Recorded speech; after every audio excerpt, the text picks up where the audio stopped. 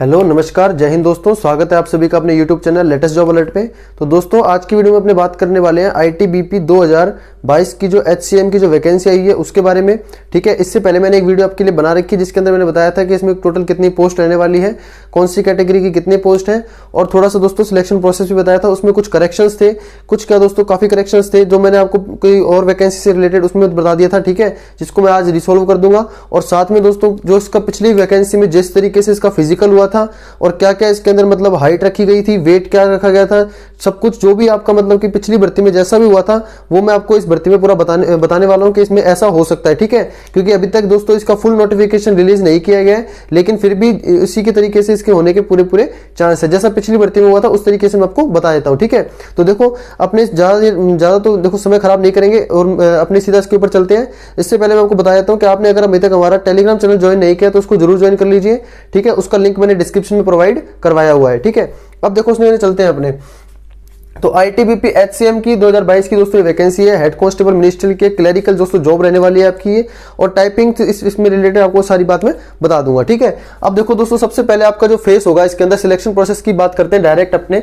सबसे पहले जो इसके अंदर फेस होगा वो आपका हाइट बार टेस्ट होगा। हाइट बार टेस्ट का मतलब दोस्तों सबसे पहले जब आप एंट्री करोगे तो उसके अंदर आपकी हाइट चेक करी जाएगी। ठीक है, आपकी हाइट अगर 165 तक बैठती है तभी आपको रनिंग के लिए आगे भेजा जाएगा, वरना आपसे रनिंग नहीं करवाई जाएगी। ठीक है, तो सबसे पहले इसके अंदर आपकी क्या होती है, हाइट बार टेस्ट होता है। हाइट बार टेस्ट होने के बाद में आपका क्या होता है दोस्तों, पीईटी कंडक्ट करवाया जाता है। पीईटी का मतलब होता है दोस्तों फिजिकल एंड्योरेंस टेस्ट। ठीक है, फिजिकल एंड्योरेंस टेस्ट। तो दोस्तों ये मैं बताता हूं आपको, ये मेल कैंडिडेट और फीमेल कैंडिडेट के लिए दोनों के लिए अलग अलग होता है। तो देखो दोस्तों, तो अपने इसके अंदर बात करते हैं। तो देखो आपका जो रेस है, ठीक है, इसमें जो रेस होने वाली है वो मेल कैंडिडेट की कितनी होगी, 1600 मीटर दोस्तों रेस होगी। ठीक है, मेल कैंडिडेट की 1600 मीटर रेस होगी, जिनके लिए टाइम उसको दिया जाएगा 7 मिनट और 30 सेकंड का। ठीक है, 7 मिनट और 30 सेकंड का समय उनके लिए दिया जाएगा, यानी 7.5 मिनट में आपको 1600 मीटर कंप्लीट करनी है मेल कैंडिडेट के लिए। ठीक है, इसी तरीके से मेल कैंडिडेट के लिए जो लॉन्ग जंप रखी गई है वो आपकी 11 फीट रखी गई है। कितनी फीट रखी गई है, 11 फीट रखी गई है, जिसके लिए आपको 3 चांस दिए जाएंगे दोस्तों। ठीक है, 3 चांस दिए जाएंगे, 3 चांस के अंदर आपको 11 फीट आपको ये करनी होगी। ठीक है, उसके बाद जो नेक्स्ट आपका जो हाई जंप है, हाई जंप आपके लिए 3.5 फीट रखी गई है। इसके लिए भी आपके दोस्तों 3 चांस मिलेंगे आपको। ठीक है, 3.5 फीट, ये मेल कैटेगरी के लिए मैं बता रहा हूं कि आपकी रेस 1600 मीटर होगी जो 7.5 मिनट में कंप्लीट करनी है। उसके बाद आपकी लॉन्ग जंप होगी जो 11 फीट की होगी, जो उसमें लिए आपको 3 चांस मिलेंगे, जो क्वालिफाइंग नेचर है एक तरीके से। इसी तरीके से हाई जंप होगी जो 3.5 फीट की आपको हाई जंप लगानी होगी, इसमें भी आपको 3 चांस आपको दिए जाएंगे। अब बात करते हैं फीमेल कैंडिडेट के लिए। तो 800 मीटर की दोस्तों, ठीक है, ये बात ध्यान रखना, ये 800 मीटर की आपके लिए सबसे पहले रनिंग होगी।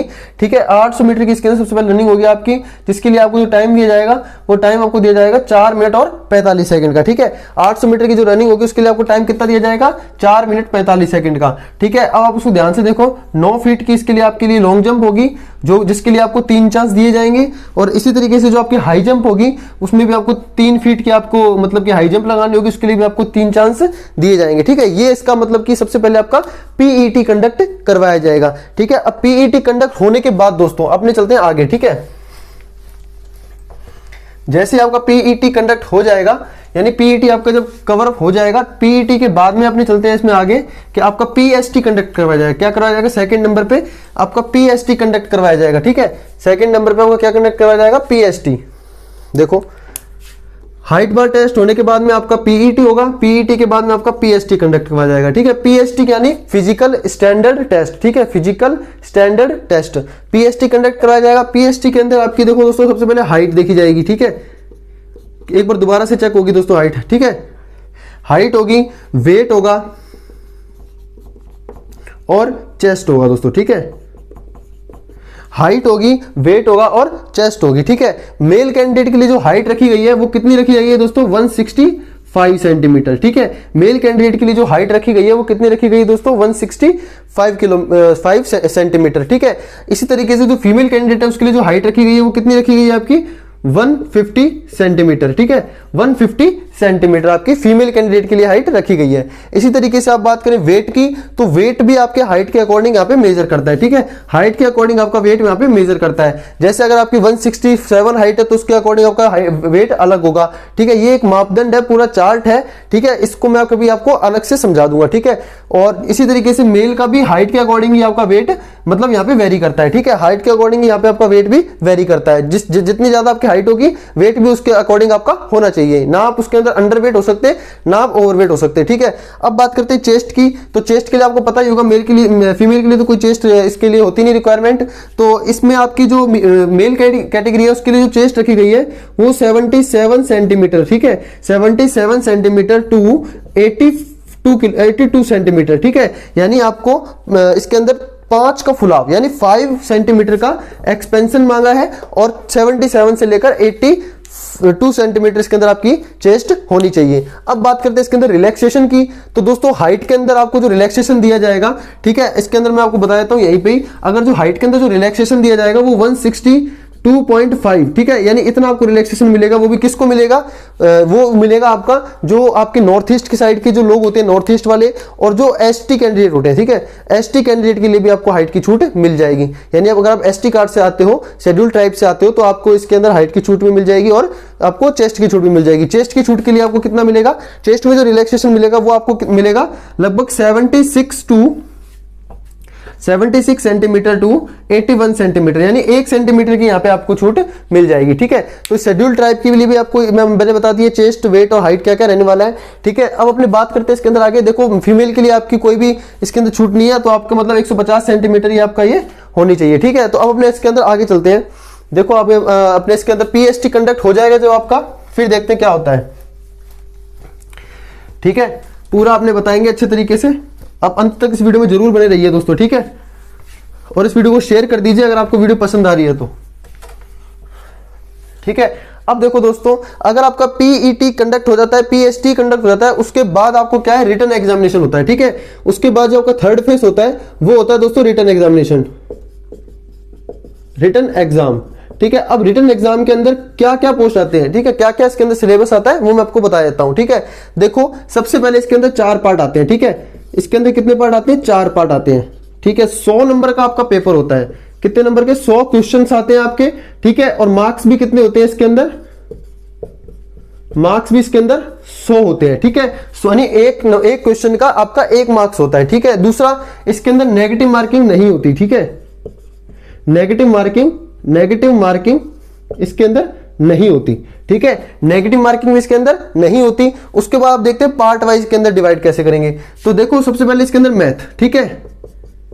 मैथ, आपकी मैथ इसके अंदर होती है कितने नंबर की दोस्तों? 30 नंबर की, ठीक है। 30 नंबर की आपकी इसके अंदर, यानी 30 क्वेश्चन आएंगे और मार्क्स के भी 30 के होंगे, ठीक है। तो 30 नंबर की मैथ आएगी। उसके बाद जीके की बात करें अपने, तो जीके आपकी 25 नंबर की आएगी दोस्तों, ठीक है। 25 क्वेश्चन आएंगे और 25 ही मार्क्स के आएंगे। यानी मैथ के 30 क्वेश्चन 30 मार्क्स के, जीके के 25 क्वेश्चन 25 मार्क्स के। उसके बाद आपका दोस्तों इसके अंदर इंग्लिश आएगी, ठीक है। इंग्लिश आएगी। हिंदी दोस्तों नहीं आएगी, मैंने पिछली वीडियो में बोला था हिंदी और इंग्लिश में से कोई एक करना है, ठीक है। वो मैंने एसएसबी के से रिलेटेड आपको बता दिया था, लेकिन मैं बताता हूँ आईटीबीपी में आपके इंग्लिश आती है सिर्फ ओनली इंग्लिश आएगी। वो भी 35 क्वेश्चन आएंगे दोस्तों आपके, वो भी 35 मार्क्स के, ठीक है। 35 क्वेश्चन आएंगे 35 मार्क्स के। और लास्ट में आपकी बच जाता है कंप्यूटर, ठीक है। कंप्यूटर आएगा आपका 10 क्वेश्चन आएंगे दोस्तों और 10 मार्क्स के होंगे, ठीक है। ये चीज मैं आपको बता देता हूं। तो टोटल दोस्तों आप देखो गिन सकते हैं अपने, तो 35 और 30 दोस्तों आपके कितने हो जाते हैं? 65 और 25 कितने हो जाते हैं दोस्तों? 90 और 10 कितने हो जाते हैं? 100, ठीक है दोस्तों। तो 100 क्वेश्चन आते हैं, 100 नंबर के आते हैं आपके, ठीक है। तो इस तरीके से वो डिवाइड रहते हैं, ठीक है। यानी मैथ में 30 क्वेश्चन, जीके में 25, इंग्लिश में 35 और कंप्यूटर में 10 क्वेश्चन। इस तरीके से आपका ये रिटन एग्जाम होता है। अब रिटन एग्जाम यहाँ पे कंप्लीट होने के बाद, यानी 100 क्वेश्चन आते हैं 100 मार्क्स को, नेगेटिव मार्किंग इसके अंदर नहीं होती। अब देखो तीसरा फेज आपका रिटन एग्जामिनेशन कंप्लीट होने के बाद, ठीक है। रिटन एग्जाम जब आपका कंप्लीट हो जाता है तो टोटल कितने कैंडिडेटों को सिलेक्ट किया जाता है स्किल टेस्ट के लिए, ये मैं आपको बता देता हूं। जैसे आपका रिटन आपका कंप्लीट हो जाता है तो आपका देखो यहां पे बता देता हूं, तो जैसे ही आपका रिटन कंप्लीट हो जाता है तो आपका 20 गुना, ठीक है, 20 गुना जितनी वैकेंसी आई है यानी नंबर ऑफ वैकेंसी, ठीक है, नंबर ऑफ वैकेंसी यानी नंबर ऑफ वैकेंसी का 20 गुना सीट, 20 गुना लड़के नंबर ऑफ वैकेंसी का उनको स्किल टेस्ट के लिए अपेयर किया जाता है। ठीक है, यानी 20 गुना कैंडिडेट जितने होते हैं उनको आपका स्किल टेस्ट के लिए बुलाया जाता है। ठीक है, और इसका जो पास होने का क्राइटेरिया कितना है, तो वही दोस्तों 35% आपका 35% जो होगा वो आपका जनरल ओबीसी और ईडब्ल्यूएस। ठीक है, या फिर जनरल और ईडब्ल्यूएस के लिए होता है 35%, बाकी ओबीसी, एससी और एसटी के लिए आपका कितना होता है 33%। ठीक है, ये आपका इसके अंदर मिनिमम क्वालिफाइंग मार्क्स होते हैं। ठीक है, अब अपनी बात करते हैं 20 गुना मतलब छात्रों को बुलाया जाएगा आपके स्किल टेस्ट के लिए। अब चौथा जो फेस होता है इसका, ठीक है, यानी हाइट बार टेस्ट हो गया, पीईटी हो गया, पीएसटी हो गया, उसके बाद दोस्तों आपका रिटन एग्जाम हो गया। रिटन एग्जाम के बाद आपका जो चौथा फेस होता है वो आपका आता है दोस्तों स्किल टेस्ट का। ठीक है, स्किल टेस्ट के अंदर आपका क्या होता है दोस्तों, स्किल टेस्ट के अंदर आपकी टाइपिंग होती है, ठीक है, टाइपिंग होती है। टाइपिंग में आपको बता देता हूं अच्छे तरीके से, यानी टाइपिंग में आपका 35 WPM की स्पीड आपकी इंग्लिश के अंदर होनी चाहिए, या फिर 30 WPM की स्पीड हिंदी के अंदर होनी चाहिए। ठीक है, 30 WPM की स्पीड हिंदी के अंदर होनी चाहिए। तो यानी 35 की स्पीड या इंग्लिश के अंदर हो या 30 की स्पीड हिंदी के अंदर हो, इन दोनों में से कोई भी एक आपके पास होना चाहिए। ठीक है, और इन दोनों के लिए आपको 10 मिनट का समय मिलेगा करने के लिए, और साथ में आपको 95% की एक्यूरेसी भी देखी जाएगी। और आपको जो बैक स्पेस अलाउड होगा वो एक वर्ड के लिए होगा, यानी 1 वर्ड के लिए आपका बैक स्पेस अलाउड होगा। ठीक है, ये चीज मैंने आपको समझा दी।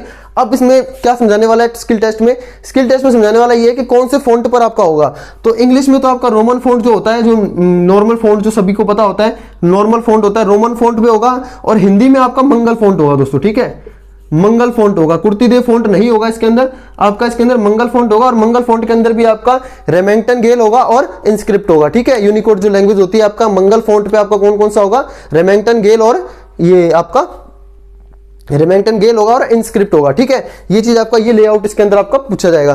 तो आपको मैंने टाइपिंग से रिलेटेड बता दिया है। ठीक है, तो चौथा स्टेज जब टाइपिंग कंप्लीट हो जाता है तो टाइपिंग के बाद दोस्तों कैंडिडेटों को बुलाया जाता है आगे मेडिकल के लिए। ठीक है, जो टाइपिंग पास कर लेते हैं उनका दोस्तों मेडिकल करवाया जाता है। तो पांचवा जो स्टेज होता है इसका वो होता है आपका मेडिकल का।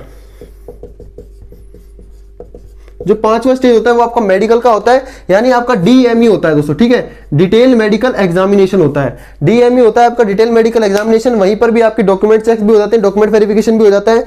उसके बाद दोस्तों डॉक्यूमेंट वेरिफिकेशन होने के बाद फिर लास्ट में जो आपका क्या होता है, फाइनल मेरिट होता है दोस्तों। ठीक है दोस्तों, फाइनल मेरिट होता है आपका। ठीक है, डॉक्यूमेंट वेरिफिकेशन के बाद में आपका फाइनल मेरिट इसमें लगा दिया जाता है। ठीक है, मैंने आपको अच्छे से पूरा सिलेक्शन प्रोसेस बता दिया पिछली भर्ती के तरीके से, कैसे पिछली भर्ती में आपका हुआ था।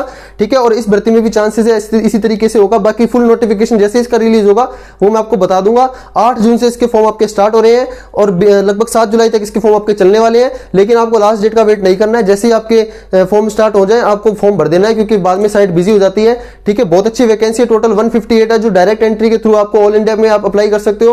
बाकी जो 90 वैकेंसी वो आपकी जो है आपकी जो डिपार्टमेंटल कैंडिडेट है उनके लिए है। टोटल 248 वैकेंसी है आपके लिए। ठीक है, तो आपको दोस्तों किसी भी तरीके से इसमें अप्लाई कर देना है। और बाकी मैंने एक कैटेगरी वाइज अलग अलग जो पोस्ट आई है उनके लिए मैंने वीडियो अलग से बना रखा है। ठीक है दोस्तों, तो अपने आपसे किसी भी तरीके का आपका इससे रिलेटेड डाउट हो तो आप मुझे वो कमेंट बॉक्स में कमेंट कर सकते हो। ठीक है, या फिर टेलीग्राम चैनल पे, या फिर आप मुझसे व्हाट्सएप पर भी पर्सनली चैट कर सकते हो। तो उसका लिंक मैंने आपको डिस्क्रिप्शन में प्रोवाइड करवाया हुआ है। मिलेंगे दोस्तों नेक्स्ट वीडियो में, तब तक के लिए टेक केयर, जय हिंद।